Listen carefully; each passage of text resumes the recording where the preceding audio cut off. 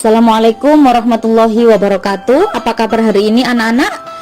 Semoga kita semua sehat dan selalu diberi lindungan oleh Allah Subhanahu wa taala. Sebelum mata pelajaran matematika kita mulai, marilah kita berdoa terlebih dahulu. Berdoa mulai. Berdoa selesai. Materi pelajaran hari ini adalah aritmatika sosial, di mana dalam aritmatika sosial meliputi jual beli, untung rugi, dan persentase untung rugi. Nah, kira-kira apa yang dimaksud dengan aritmatika sosial? Di mana pelajaran ini sangat berguna untuk kehidupan kita sehari-hari. Nah,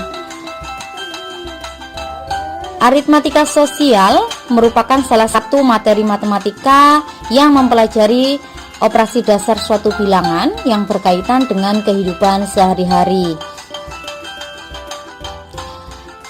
Dalam aritmatika sosial akan dijumpai beberapa hal, antara lain ada untung, rugi, harga pembelian, harga penjualan, persentase untung, ada persentase rugi.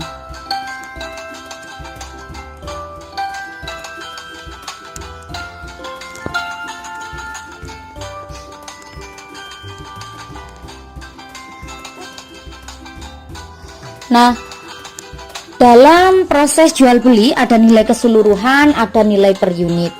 Nilai per unit adalah harga dari satuan suatu barang. Nilai per unit dapat kita hitung dengan rumus, yaitu nilai per unit sama dengan nilai keseluruhan dibagi banyaknya unit.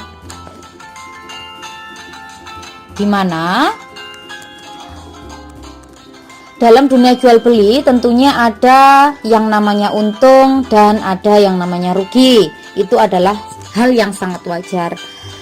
Namun untung dan rugi ini bergantung pada harga pembelian dan penjualan, dan bagaimana seorang penjual atau pedagang mengerti apakah dagangannya mengalami rugi atau mengalami keuntungan.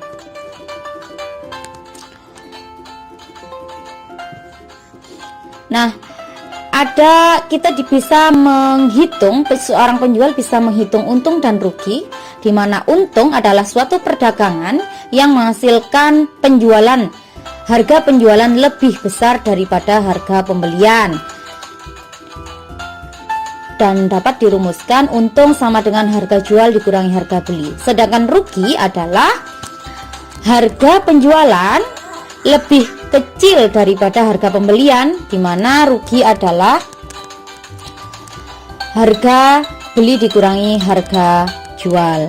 Nah, untuk melihat atau mengetahui dari penjualan, biasanya pedagang akan menghitung persentase untung atau persentase rugi, di mana persentase untung atau rugi dapat dirumuskan untung atau rugi dibagi harga beli kali 100%, maka nanti akan didapatkan hasil persentasenya.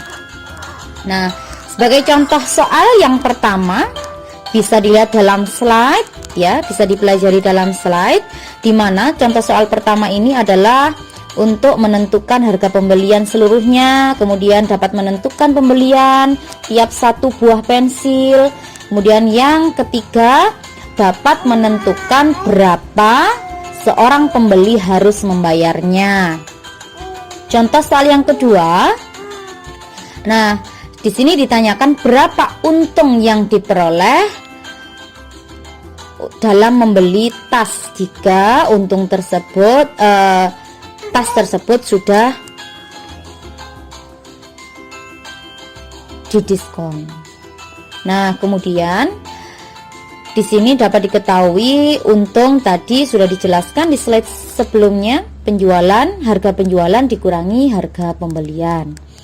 Contoh soal yang ketiga di sini adalah menentukan persentase untung.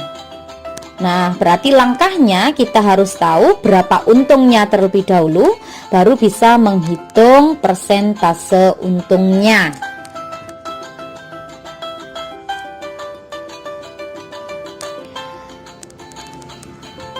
Dari beberapa contoh soal tadi, bisa kita simpulkan bahwa belajar matematika ini adalah sangat menyenangkan karena bermanfaat untuk kehidupan kita sehari-hari. Nah, semoga kita besok bisa menerapkan konsep ini dalam masalah yang ada di kehidupan sehari-hari.